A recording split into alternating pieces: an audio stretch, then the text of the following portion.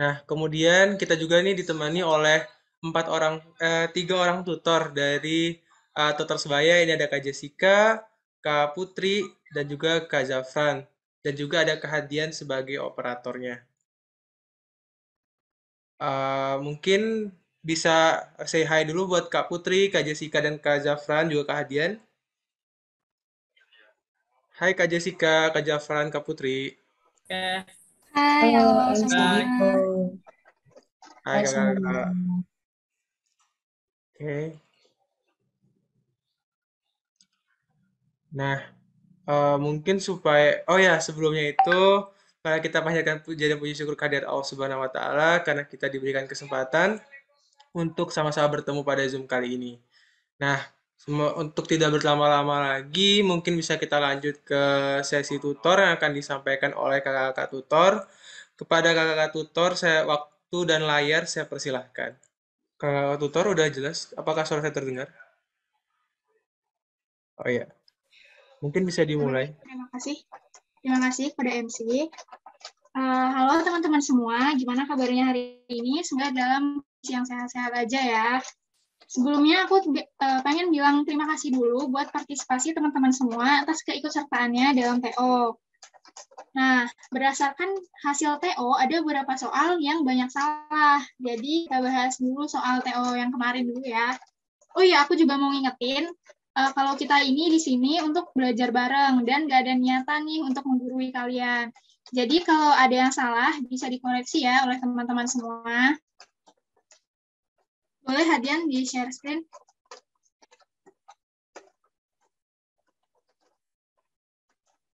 Langsung ke nomor 1 aja tanpa nunggu lama-lama lagi.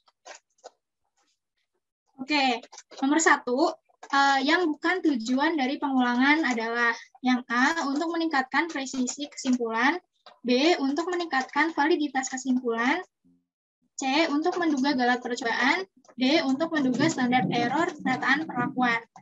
Nah, sebelumnya aku pengen jelasnya sedikit tentang pengulangan. Pengulangan itu merupakan proses penerapan suatu perlakuan terhadap beberapa unit percobaan yang kondisinya relatif sama. Suatu percobaan ini biasa dilakukan pengulangan minimal 3 kali. Adapun pengulangan bertujuan untuk yang pertama, menduga gagal percobaan, kedua untuk menduga standar error rataan perlakuan, dan yang ketiga untuk meningkatkan presisi kesimpulan. Nah, dari yang udah aku sebutin tadi, yang mana nih yang nggak termasuk? Yang nggak termasuk itu yang B. Kenapa opsi B nggak termasuk? Karena opsi B ini merupakan tujuan dari pengacakan. Selanjutnya ke nomor 2, silakan.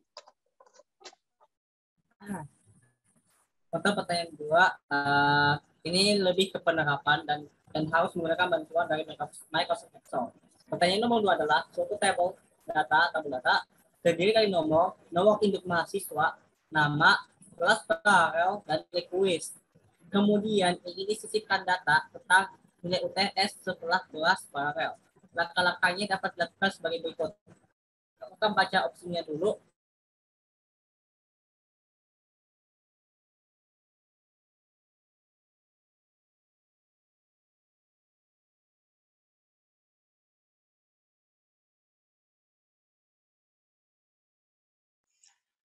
Kak Zafran. Yang posisi C, yang pilihan C, posisi kursor pada kelas paralel, kemudian form, insert, hingga insertion columns. Dan posisi D, posisi kursor bebas, kemudian form, insert, dan sampai insert columns. Untuk opsi yang paling tepat adalah X. Oke, oke. Masanya adalah A. Posisi kursor pada nilai kuis, kemudian form, insert dan sampai insert columns. Mengapa? Kita lihat pembahasan ini dahulu. Secara jelasnya, untuk menyisipkan data di antara gabungan data yang menurun, posisi kursor berada pada data yang akan di posisi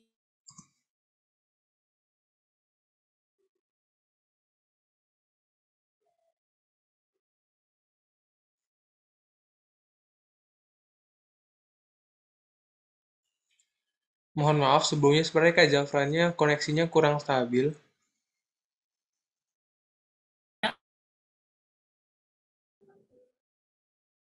Kak Jafran mungkin bisa di on off cam-kan saja supaya Oh bisa iya. lebih stabil. Oke, untuk jawaban tadi kalau lebih seperti apa yang tertulis pada slide di bawah ini, mungkin bisa dipastikan terlebih dahulu untuk lebih jelasnya.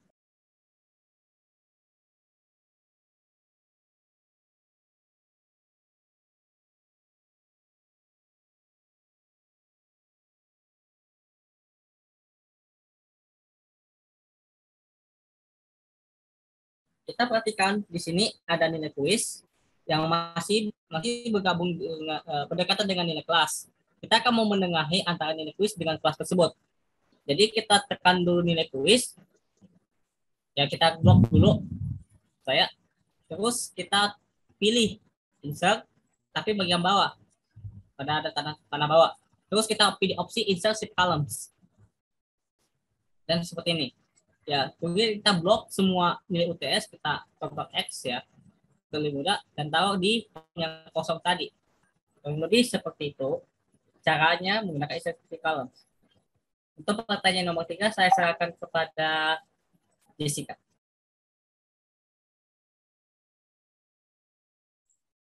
Oke, terima kasih Kak Zafran dan juga operator dan MC.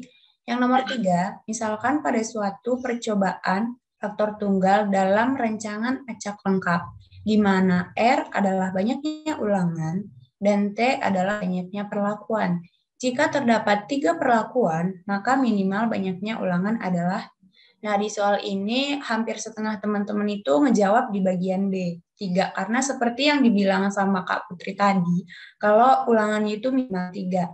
Nah, tapi yang perlu kita garis bawahi di sini adalah di soal itu ada pernyataan R itu banyak ulangan dan T itu banyaknya perlakuan, dan diketahui ada 3 perlakuan. Nah, oke, langsung aja ke pembahasannya. Oke, jawabannya adalah D6. Mungkin banyak yang mikir kenapa bisa 6. Nah, seperti yang dari soal, itu ada T dan juga ada R. Nah, kita masukin ke rumus T dikali R-1 lebih besar sama dengan 15.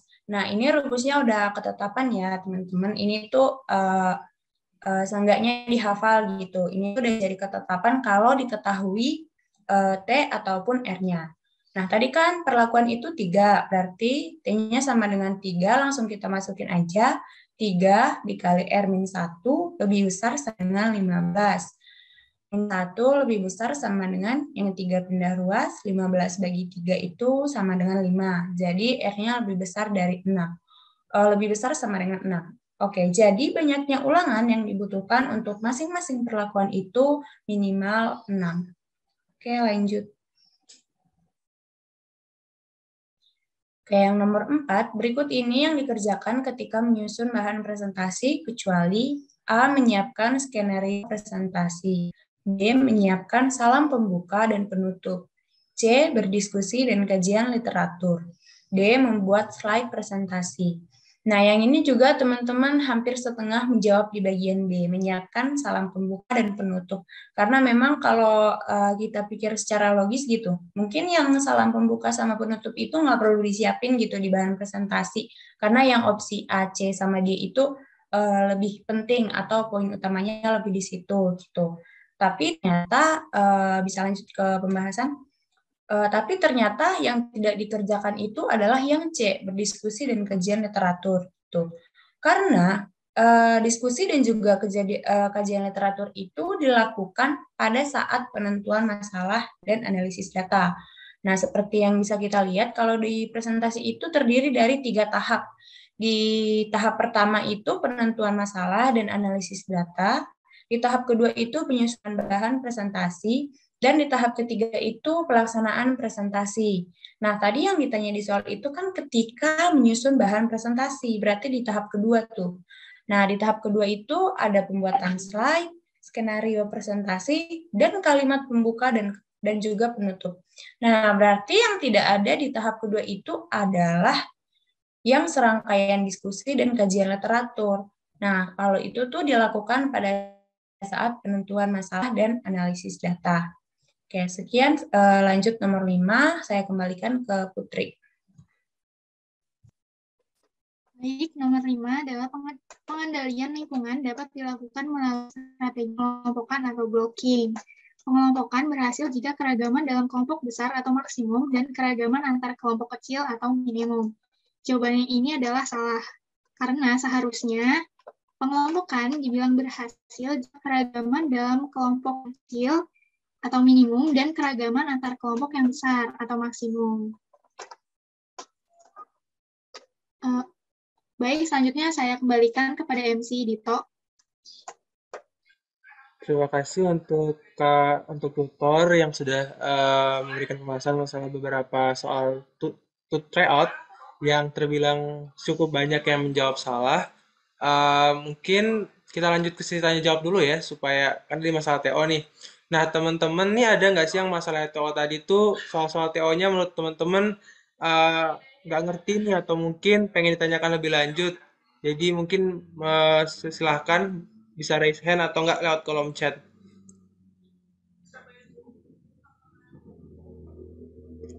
Dari teman-teman yang lain ada?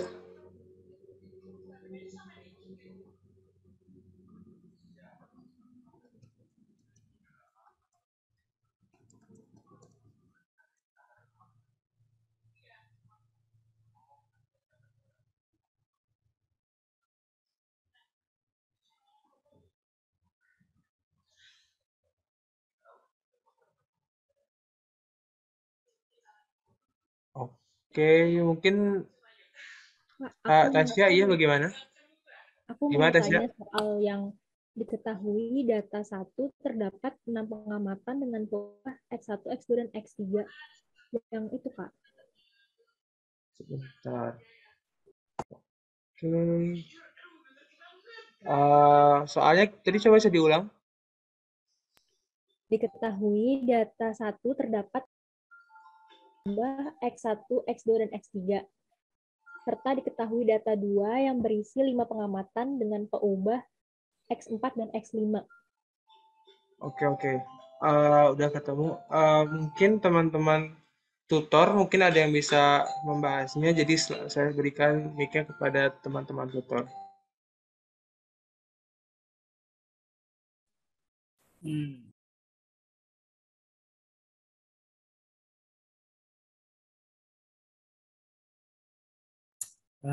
Itu tadi pertanyaannya ya, kurang lebih. Ini ya, bisa share screen dulu soal biar lebih jelas. Itu soal detail kan, Tasya? Iya, soal detail. Bisa anotet kah? Saya mau anotet.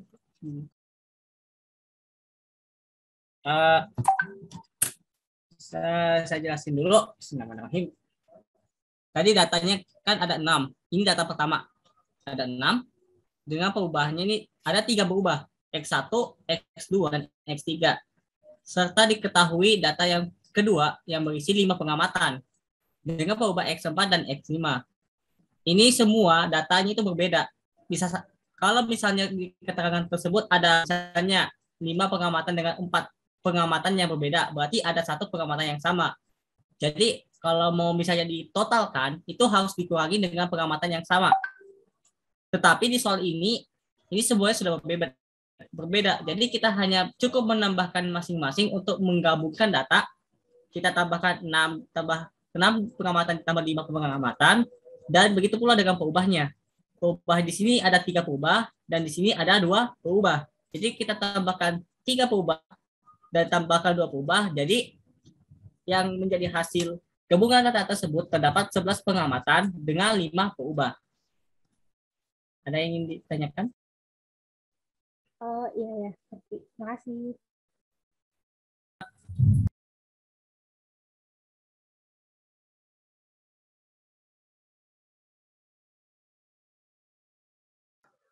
Oke, terima kasih untuk Kak Jafran sudah menjelaskan. Gimana Tasya tadi udah jelas Tasya? Oke. Mungkin masih ada lagi teman-teman yang mungkin punya pertanyaan nih. Oh iya teman-teman, sebelumnya kemarin yang udah ngisi TO, untuk pembahasan TO nanti akan dikirimkan lewat email masing-masing ya, lewat yang udah didaftarkan lewat Gform. Jadi ditunggu aja. Gitu teman-teman. Mungkin ada lagi yang ingin bertanya masalah soal TO yang kemarin.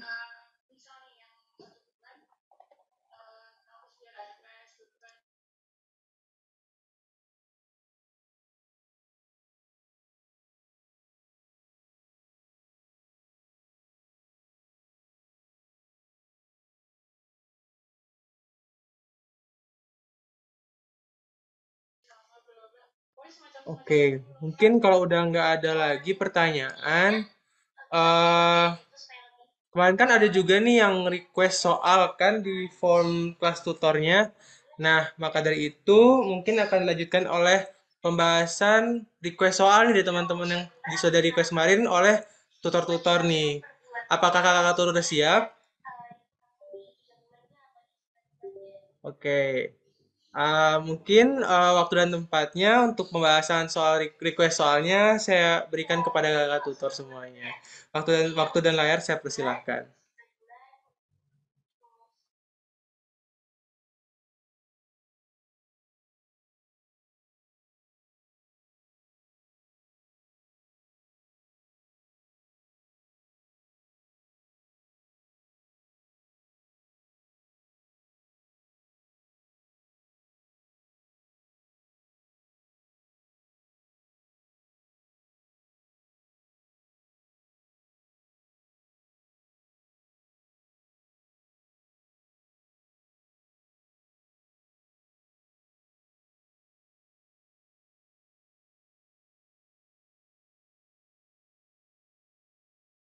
Halo kakak tutor. Halo tutor-tutor semuanya. Oke, boleh aku jawab dulu ya. Nanti teman-teman yang tutor yang lain dan teman-teman mohon dikoreksi juga. Nah, soalnya itu pada suatu survei terdapat satu pernyataan dalam kuesioner mengenai pendapatan setiap bulan. Jawaban dari pertanyaan tersebut ada 4 pilihan kategori, yaitu 1 sampai 2 juta, 2 sampai 3 juta, 4 sampai 5 juta, dan di atas 5 juta. Nah, setelah survei selesai dilakukan, dilakukanlah entry data dan ditemukan ada beberapa kuesioner yang tidak ada jawaban dari pertanyaan mengenai pendapatan tersebut. Apakah sebaiknya yang dilakukan dalam situasi seperti ini? Oke, jadi intinya tuh mereka ngadain survei seperti itu, terus ada yang tidak menjawab gitu di bagian pendapatan. Nah, kita lihat pilihannya. Yang A, memaksa responden untuk menjawab pertanyaan tersebut. Yang B, memberikan kode tertentu saat entry data untuk pernyataan yang tidak ada jawaban. Yang C, tidak melakukan entry data pada kuesioner yang tidak ada jawaban dari pertanyaan tersebut. Yang D, semua jawaban benar. Kalau menurut aku pribadi sih itu jawabannya yang D, dan juga kakak-kakak tutor yang lain setelah berembuk. Karena kalau yang A memaksa responden untuk menjawab pertanyaan tersebut, kan kita nggak mungkin gitu kan maksa seseorang buat menjawab itu gitu. Nah, kalau yang B memberikan kode tertentu saat entry data untuk pernyataan yang tidak ada jawaban. Nah, mungkin kayak misal setiap pertanyaan yang tidak ada jawaban itu kita kasih kode apa gitu. Jadi datanya itu enggak apa ya, dan jadi data itu berisi semua kayak gitu. Nah, kalau yang C tidak melakukan entry data pada kuesioner yang tidak ada jawaban dari pertanyaan tersebut. Nah, kan kita udah nentuin gitu. Misalkan kita itu udah nargetin siapa aja yang mau kita survei. Nah, kalau kita kosongin nanti jumlah yang isi survei itu tidak akan sesuai sama entry data yang kita lakukan. Nah, gitu. Nah, kalau yang D, semua jawaban benar, itu salah. Itu. Jadi jawabannya yang D. Buat kakak-kakak tutor yang lain, kalau mau nambahin silahkan. Teman-teman yang lain juga kalau mau nanya, atau mau komentar, atau mau menyanggah, boleh raise hand atau tulis di kolom chat.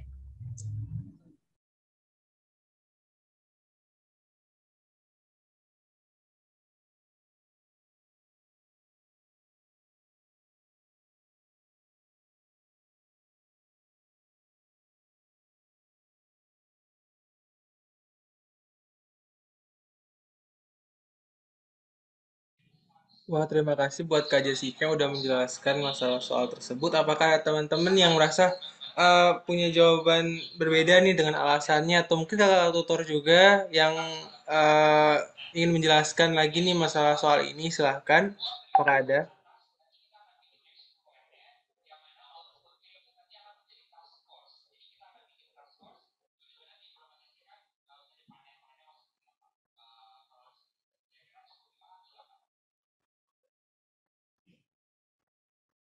Untuk kakak-kakak tutor yang lain,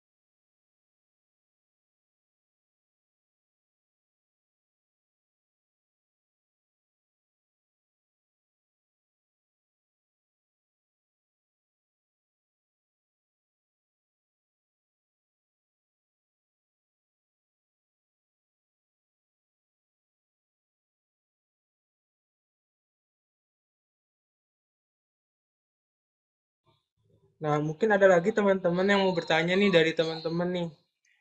Teman-teman yang lain gimana? Apakah ada yang ingin bertanya?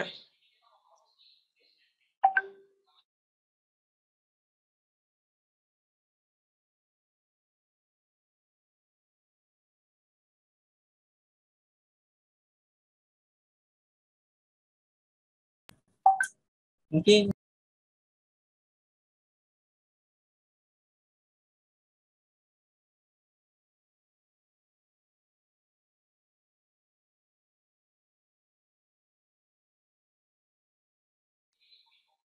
Bagaimana Kak Jafran?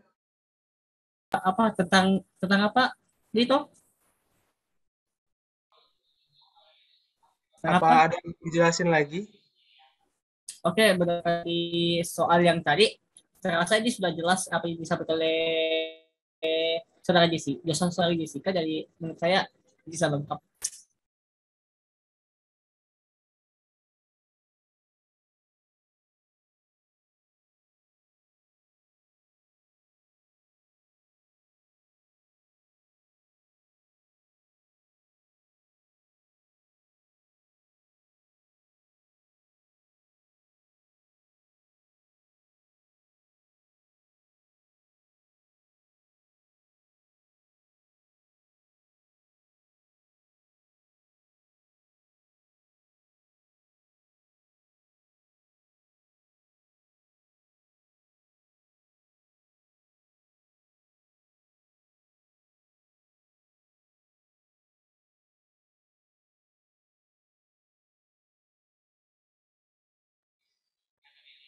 Nah, mungkin udah karena nggak ada yang bertanya nih, mungkin kita akan membahas soal TO secara keseluruhan ya guys, untuk ini yang akan dijelaskan oleh tutor teman kawan oleh tutor-tutor dari tutor sebaya mengenai soal dari tryout kemarin.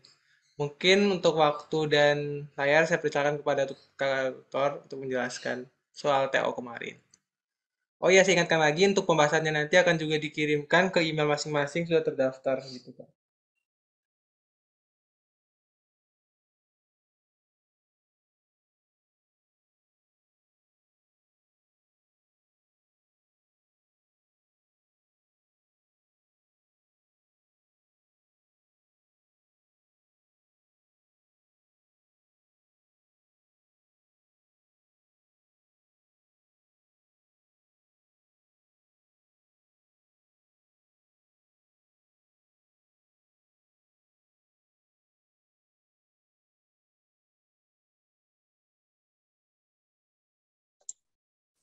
Ya, mari kita bahas soal TO yang kemarin. Lanjut aja ke nomor 1. Survei dilakukan dengan pengamatan secara langsung dan mencatat hal yang dilakukan oleh objek penelitian. Jawabannya salah karena survei itu merupakan metode pengumpulan data terhadap sampel objek dari populasi untuk memperoleh informasi untuk menjawab tujuan penelitian. Di soal ini, itu merupakan pengertian dari observasi, jadi bukan survei. Lanjut ke nomor 2. Kuesioner harus berisi informasi yang bersifat kecuali. Yang di bawah ini yang bukan sifat dari kuesioner adalah bias. Karena sifat-sifat dari kuesioner itu harus valid, unbiased, terus reliable, sama discriminating. Nomor 3, kekurangan menggunakan simple random sampling adalah hanya cocok untuk populasi yang relatif homogen. Ini benar karena simple random sampling itu kan untuk cakupan yang nggak terlalu luas, cakupan yang sedikit, yang kecil gitu. Lanjut ke nomor 4. Di bawah ini yang bukan merupakan probability sampling adalah yang A multi-stage sampling itu termasuk ke dalam probability sampling, yang B juga termasuk ke dalam probability sampling, systematic sampling juga termasuk ke dalam probability sampling. Yang bukan adalah yang D, yaitu snowball sampling. Karena snowball sampling ini termasuk ke dalam non-probability sampling. Nomor 5, snowball sampling sering digunakan ketika responden merupakan pecandu narkotika, kelompok LGBTQ+, atau kelompok-kelompok sosial lain yang eksklusif atau tertutup. Ini benar, karena snowball sampling ini biasa dipakai kalau peneliti itu nggak banyak tahu tentang populasi penelitiannya. Dia cuma tahu 1 atau 2 orang. Jadi 1-2 orang itu bakal dimintain tolong sama si peneliti untuk nanyain sama teman-temannya. Gitu. Lanjut ke nomor 6. Data dalam observasi belum tersedia. Data harus dibangkitkan melalui respon. Ini jawabannya salah karena data dalam observasi itu sudah tersedia. Hanya perlu proses pengumpulannya aja. Sedangkan data yang belum tersedia dan harus dibangkitkan itu merupakan data dari percobaan. Nomor 7, yang bukan tujuan dari pengulangan adalah yang pertama, ini yang tadi yang udah dibahas di nomor 1 tadi. Lanjut ke nomor 8. Pengendalian lingkungan dapat dilakukan melalui strategi ini juga yang tadi. Ini yang tadi, yang nomor 5, ini udah dibahas. Nomor 9, pengaruh dosis pupuk N terhadap produksi jagung. Pupuk N dibedakan menurut dosisnya, yaitu 0 kg per hektar, 100 kg per hektar, dan 200 kg per hektar. Seluruh faktor di luar dosis pupuk N dikondisikan serba sama.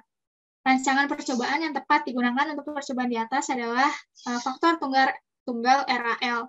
Kenapa? Karena taraf-taraf yang dicobakan ini adalah satu faktor, yaitu dosis pupuk N. Terus di sini juga seluruh faktor di luar dosis pupuk N dikondisikan serba sama atau homogen. Jadi yang digunakan pada rancangan percobaan untuk percobaan yang ini adalah faktor tunggal dalam bentuk RAL. Lanjut nomor 10. Berikut ini yang benar mengenai rancangan bujur sangkar Latin adalah jawabannya C, itu pengendalian ketidakhomogenan dapat dilakukan dengan pengelompokan 2 arah. Ini ya, karena kondisi unit percobaan itu seharusnya tidak homogen untuk yang jawaban yang pertama ya. Kondisi unit percobaan homogen itu salah, karena seharusnya kondisi unit percobaan itu nggak homogen. Terus yang B, sumber ketidakhomogenan unit percobaan berasal dari satu arah. Ini juga salah, karena sumber ketidakhomogenan unit percobaan itu berasal dari 2 arah. Nah. Terus pengendalian ketidakhomogenan dapat dilakukan dengan pengelompokan 2 arah. Ini jawaban yang C yang benar. Terus ada pun jumlah perlakuan yang dilakukan sama dengan jumlah blok baris sama dengan jumlah blok lajur. Bisa dilanjut ke nomor 11 oleh tutor yang lain. Ya, terima kasih atas waktunya. Terkait dengan materi yang nomor 11 ini, tahap dalam menyisihkan pengamat duplikat pada data merupakan tahap coding. berdasarkan jawaban yang ada itu salah ya. Mengapa? Tahap menyisihkan data atau melakukan menyisihkan pengamatan duplikat pada data merupakan tahap data cleaning, bukan tahap coding. Ya,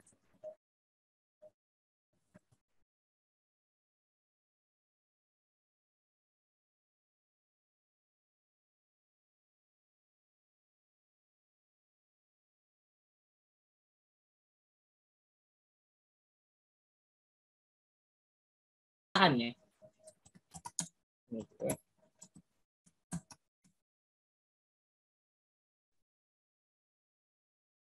Oke, untuk soal berikut ini adalah daftar permasalahan dalam manajemen data. Kecuali A, struktur data yang tidak terstandarisasi, D, entry data yang akurat, C, data tersimpan dalam sumber yang berbeda, dan D, kesulitan mencari data dalam waktu singkat. Mengapa saya memilih B? Karena entry data yang akurat justru membantu dalam pelaksanaan manajemen data. Itu bukanlah masalah. Sedangkan opsi A, C, dan D itu adalah permasalahan yang dihadapi dalam manajemen data. Terlebih seperti ini ya, daftar masalah yang dihadapi. Nomor 14, dengan ukuran data yang sangat besar, lebih baik kita menggunakan sistem database. Ini jelas benar. Mengapa? Kita lihat pembahasannya terlebih dahulu. Sistem database digunakan untuk ukuran data yang besar atau big data.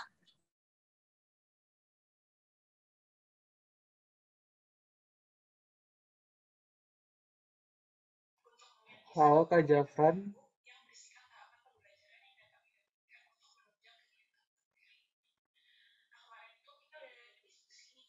mungkin suaranya mungkin setelah kita Jafran lagi kurang baik ya. Halo Kak Jafran, Ya, bisa lanjut. Bisa di scroll dikit ke bawah, dikit aja. Ya, diketahui data pertama, data 1 terdapat 6 pengamatan dengan perubahan X1, X2, dan X3. Serta diketahui data 2 yang berisi 5 pengamatan dengan perubahan X4 dan X5. Jika kedua data tersebut digabungkan, maka banyak pengamatan dan perubahan pada data gabungannya adalah berdasarkan opsi kita memilih A. Mengapa? Di sini ada tulisan 6 pengamatan di data pertama. Data 1 berisi 6 pengamatan. Terdapat 3 perubahan yang berada di data 1, X1, X2, dan X3. Sedangkan pada data kedua berisi 5 pengamatan. Ini saya memberikan juga sama. 5 pengamatan yang dimaksud adalah 5 pengamatan yang berbeda. Jadi tidak ada pengurangan data untuk saat melakukan penggabungan data. Dan terdapat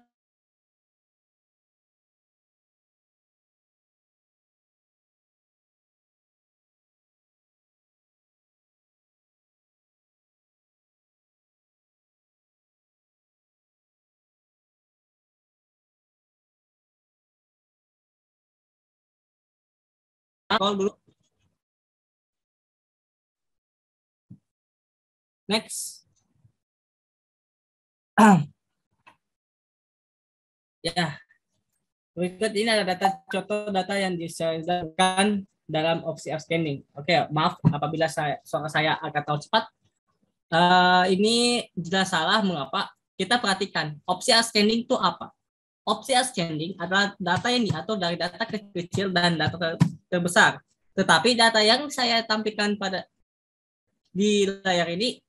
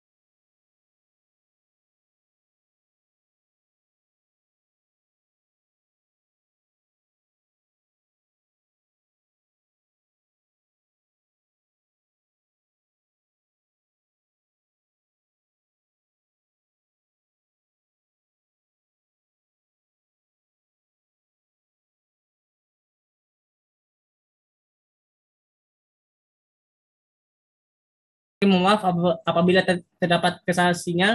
Jadi untuk jawaban nomor 6 kurang lebih seperti ini ya.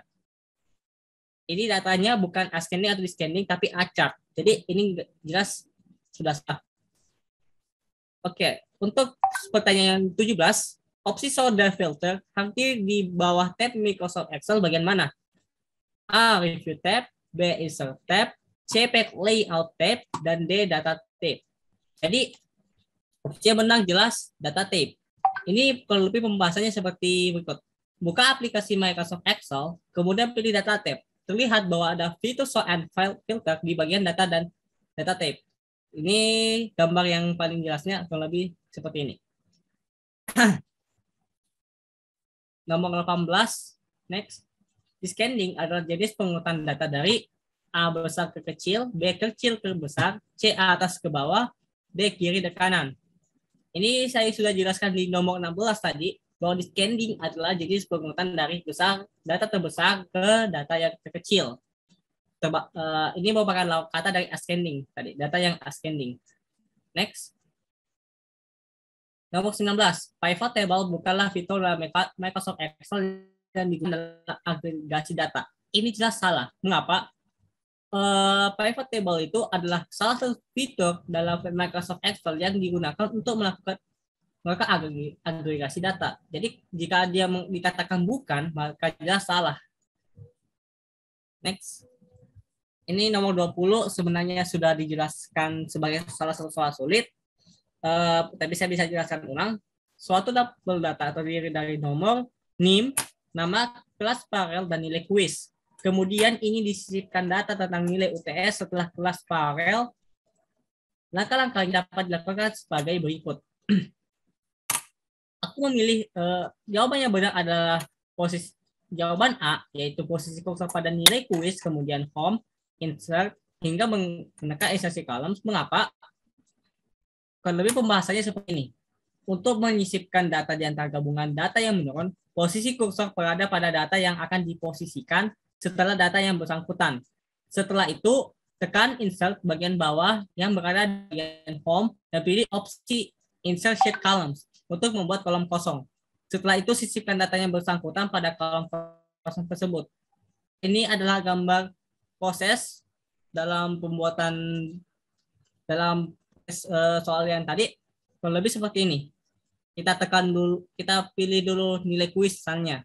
Kita pilih nilai kuis, terus kita blok dulu kalau ada data yang dibawa, terus kita milih insersi columns. Ini tadi ada kesalahan gambar, harusnya yang di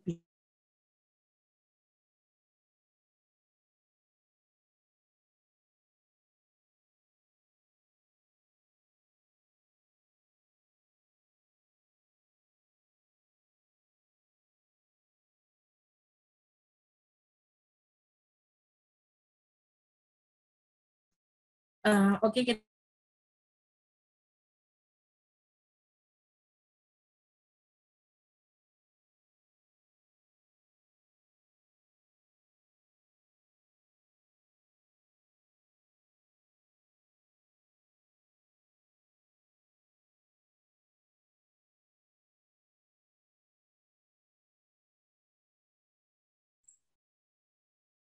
Oke, kita lanjut ke nomor 21. Makasih Kak Zafran. Fungsi pemfilteran data digunakan untuk kecuali A. Menghitung hasil kelompok data tertentu. Nah, yang A itu merupakan contoh dari, maksud saya fungsi dari pemfilteran data. Yang B. Mendeteksi pengamatan yang aneh dari analisis. Nah, itu juga menjadi salah satu fungsi dari pemfilteran data. C. Tren dan memvalidasi model statistik yang dibangun untuk suatu analisis. Nah, itu juga salah satu fungsi pemfilteran data. Nah, yang D, mengurangi risiko kehilangan informasi penting. Nah, berarti jawabannya yang D. Mengapa yang D? Karena mengurangi risiko kehilangan informasi penting itu merupakan alasan dari pentingnya manajemen data. Nah, sedangkan kalau opsi yang lain itu merupakan fungsi dari pemfilteran data. Oke, next. Pengacakan bertujuan mendapatkan galat sistematik. Nah, ini jawabannya salah karena pengacakan itu tujuannya justru untuk menghindari galat sistematik, bukan untuk mendapatkan galat. sistematik. Dan setiap manajemen data itu juga tujuannya sebenarnya itu untuk menghindari galat gitu, bukan untuk mendapatkan galat. Oke, bisa di next. Nah, itu tadi udah dibahas, mungkin teman-teman yang baru join tadi nggak dapat ya, diulang aja. Misalkan pada suatu percobaan faktor tunggal dalam rancangan acak lengkap, di mana R itu adalah banyaknya ulangan dan T itu banyak perlakuan. Nah, jika terdapat 3 perlakuan, maka minimal banyaknya ulangan adalah, berarti yang diketahui itu T sama dengan 3, dan yang ditanya itu R. Nah, seperti yang dikatakan oleh Kak Putri tadi, kalau pengulangan itu kan minimal 3.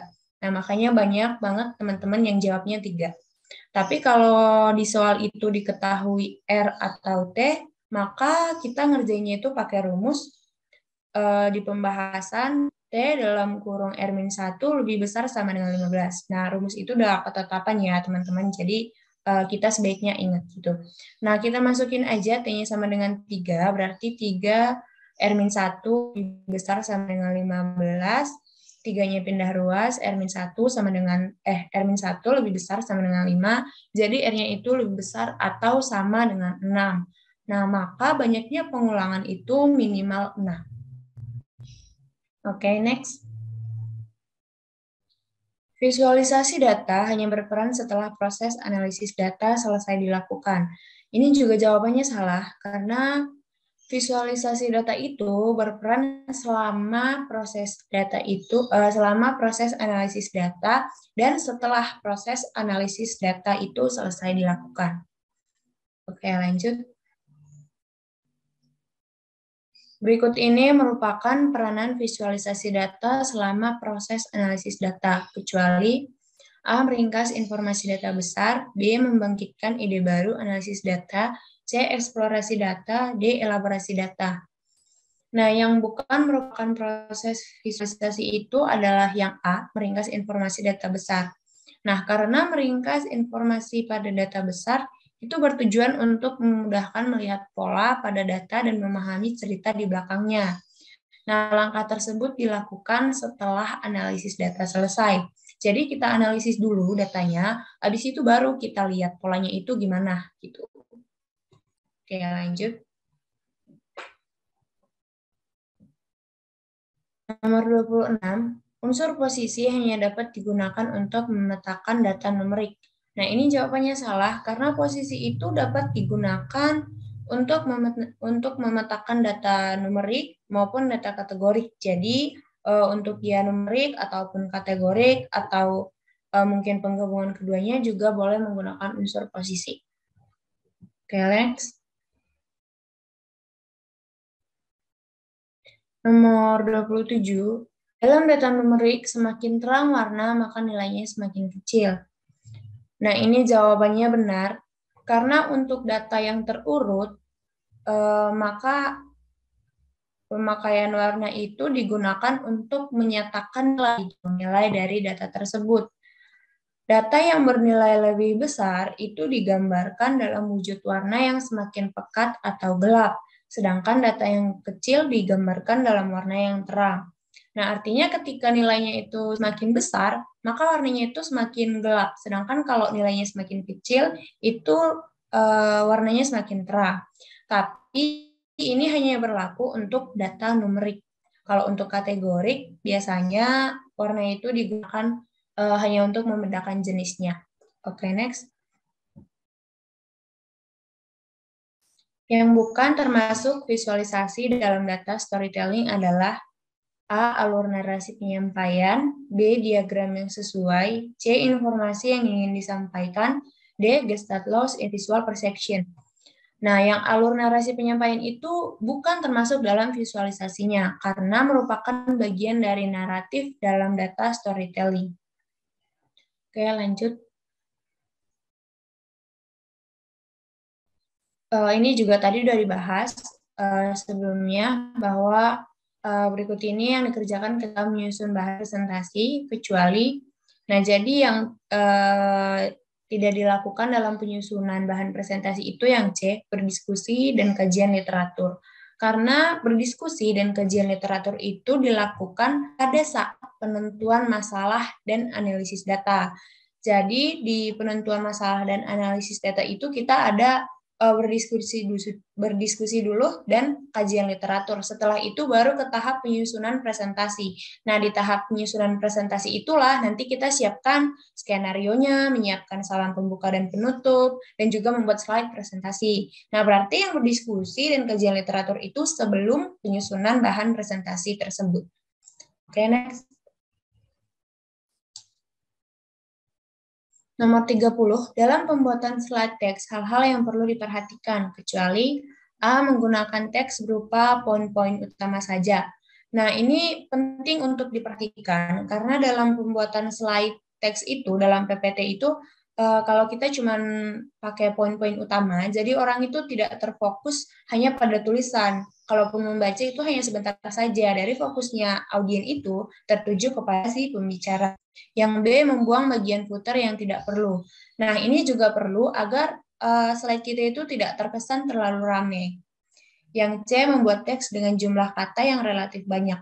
Nah, ini bertentangan sama opsi yang A. Karena kalau kita bikin dalam PPT itu, kita bikin kata-katanya banyak, maka orang akan cenderung membaca. Kalaupun orang tidak ingin membaca, setidaknya dia cenderung jenuh karena melihat kata-kata yang banyak gitu. Nah, yang ketiga, buat headline yang menarik. Ini juga perlu untuk diperhatikan, karena kalau kita lihat bahan presentasi seseorang itu menarik, kita juga akan tertarik untuk mendengarkan lebih lanjut. Oke, itu soal terakhir dari TO. Kalau teman-teman punya pertanyaan, boleh raise hand atau tulis di kolom chat. Atau kalau ada yang merasa bahwa jawaban dari tutor itu juga tidak sesuai dengan pemahaman teman-teman, boleh disanggah, karena kita di sini sama-sama belajar. Oke, saya kembalikan ke MC. Oke, terima kasih Kak Jessica untuk penjelasannya mengenai soal pembahasan tutor sebaya, tryout tutor sebaya kemarin. Nah, teman-teman ada nggak nih pertanyaan lagi nih? Mungkin ada yang apa ya kayak mengganjal dari teman-teman. Mungkin ada yang jawabannya mungkin beda dari tadi yang Kak Jessica udah sebutin. Monggo, ada yang mau berpendapat atau mau bertanya lagi mungkin? Oke, kalau nggak ada yang bertanya, mungkin kita udah sampai di penghujung kelas tutor sebaya ya. Atau mungkin ada yang bertanya lagi nih, kesempatan terakhir mungkin. Oke, mungkin kalau nggak ada, kita udah berada di penghujung acara di kelas tutor sebaya kali ini. Terima kasih banyak untuk teman-teman yang udah bersedia hadir dan juga mendengarkan pembahasan dari tutor-tutor tadi dan juga pembahasan mengenai soal tryout kemarin. Nah, untuk pembahasannya juga akan dikirim ke Segi, untuk pembahasannya akan dikirimkan ke email teman-teman semua. Jadi tidak di grup ya teman-teman, lewat via email ya, yang udah didaftarkan lewat form kemarin, G-form kemarin. Jadi ditunggu saja untuk teman-teman. Terima kasih sekali lagi. Mungkin sebelumnya kita tutup, bisa kita dokumentasi dulu ya bareng-bareng teman-teman. Mungkin ada yang bisa on cam mungkin. Oke, mungkin kalau udah nggak ada, I will take the photo. Saya akan ambil gambarnya. Oke, terima kasih teman-teman. Terima kasih Kak. Terima kasih. Terima kasih teman-teman.